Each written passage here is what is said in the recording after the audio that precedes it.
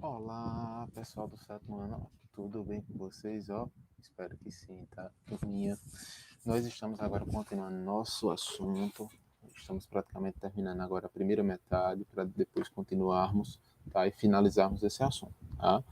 Então, veja, nós estamos falando sobre o assunto, vamos para mais uma aula, né? A expansão do território colonial. Nós havíamos iniciado, como foi essa questão do início da expansão do território. Nós vamos ver hoje o primeiro tópico que é logo mais à frente do início do assunto, que se encontra na página 216. Vejam, pessoal, quando a gente fala na questão da expansão do território colonial, nós estamos dizendo que os portugueses queriam, de alguma forma, que esse território colonial aqui do Brasil se desenvolvesse para esse território dar lucros para a coroa portuguesa, não para que o país ficasse independente, porque eles não queriam que o Brasil ficasse independente.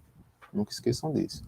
Mas o que eles queriam, que essas expedições, né, e que mais à frente ficaram conhecidas como bandeirantes, eles queriam que eles encontrassem minério, ouro, tudo isso que era para pegar essas riquezas e levarem para a coroa.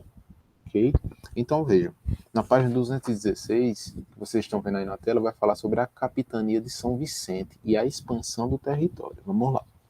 A expansão colonial também ocorreu no sudeste do território, com a fundação da capitania de São Vicente, que atualmente forma um município localizado no litoral do atual estado de São Paulo. Então veja, São Vicente é um município do estado de São Paulo, certo? E essa capitania ela foi muito importante para a questão da expansão no território, tá? Vejam, na página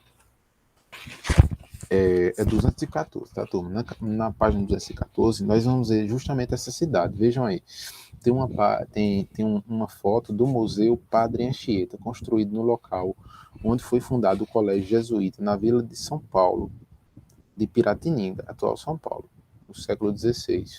Vejam, tudo isso aí faz parte de um momento muito interessante na história do Brasil, que foi o momento de engenho da produção do açúcar, né? Mas em certo momento da história houve um declínio dessa produção, tá? E por causa desse declínio na produção, tiveram que arrumar outras alternativas para pegar as riquezas daqui, as riquezas locais, tá?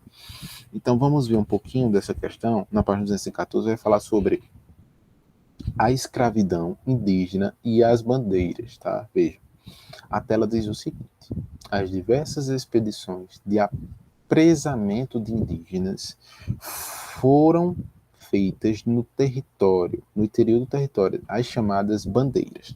Se vocês estão vendo na página 214, vai falar justamente sobre isso. Esses bandeirantes, eles, eles não escravizavam a maior parte africanas, não. Eles escravizavam os nativos da região. Quem? Os indígenas. Porque os indígenas conheciam bem a questão do território, certo? Os indígenas já eram do território, então era mais fácil você, de certa forma, escravizar os indígenas do que os próprios africanos, tá? Então vejam, esses grupos ficaram conhecidos como bandeirantes. Eles saíam por mata adentro, né? Tudo isso fazendo expedições com grupos atrás de minério e riquezas, tá? Então veja, página 215 vai dizer assim: as bandeiras de apresamento. O que é isso? Significa que eles realizavam alianças com aldeias que estavam em guerra com povos rivais, adquirindo indígenas capturados nas batalhas. Ao longo do tempo, com o aumento da procura por mão de obra indígena, os bandeirantes passaram a atacar diretamente as aldeias. Então, veja, tudo isso aqui foi muito interessante porque esses bandeirantes pegavam os indígenas e iam levando esses indígenas atrás de riquezas, certo?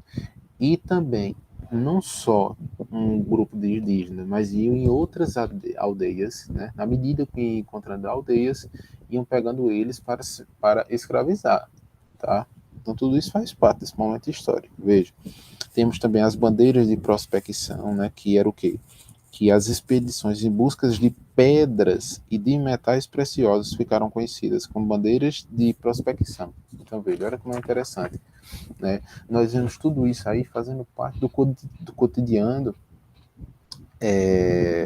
do Brasil colônia, né? Brasil colônia, né? Então, veja, os bandeirantes caminhavam a pé em fila, mata adentro, seguindo principalmente por trilhas já formadas pelos nativos. Eles partiam no início da manhã e acampavam ao entardecer, realizando poucos intervalos para se alimentar. Então, eles caminhavam, certo, esses bandeirantes, nas trilhas dos nativos, certo? Porque os nativos já eram de lá e conheciam bem o território, então era uma coisa muito estratégica, né? Certo? Eles não eram uma pessoa que saíam sem ter uma ideia, né, do que ia acontecer, né? E geralmente tinham poucos recursos e levavam apenas a roupa do corpo e alguns equipamentos, tá? Veja. Então, esses bandeirantes tiveram que se adaptar ao momento atual do Brasil. E a própria coroa portuguesa, né, dava algumas regalias para quem entrasse, fosse descobrindo, fosse atrás e encontrasse essas riquezas. Né? Quanto mais riquezas, mais esses bandeirantes eram premiados, de certa forma, pela coroa. Tá? Beleza? Pronto, turma, nós iremos ficar com essa parte do livro. Nós terminamos essa primeira metade do assunto. Depois, próxima aula, iremos terminar a segunda metade para nós avançarmos no nosso conteúdo. Beleza? Qualquer dúvida, pessoal, é só mandar mensagem ou falar por e-mail, tá? Até mais, turminha. Tchau, tchau.